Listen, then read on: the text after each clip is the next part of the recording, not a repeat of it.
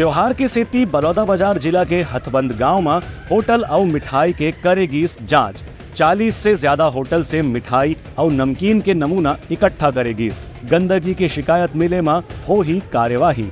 त्योहार के मौसम ला देखते हुए बलौदाबाजार के कलेक्टर दीपक सोनी के निर्देश के बाद जिला में खाद्य और औषधि प्रशासन विभाग के अधिकारी मन मिठाई और नमकीन खाद्य पदार्थ के दुकान में लगातार जांच की कार्रवाई करत हैं।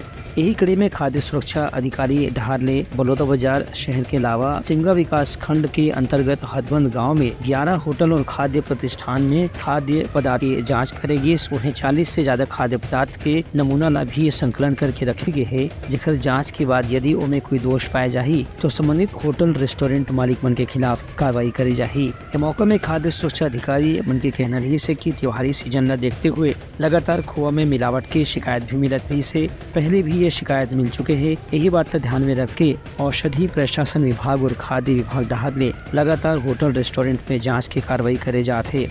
के मौके में अधिकारी में रेस्टोरेंट संचालक ने चेतावनी भी दी कि यदि कहीं साफ सफाई में कमी पाई जाए तो ऊपर जुर्माना के प्रावधान है। Bureau report Lanka news.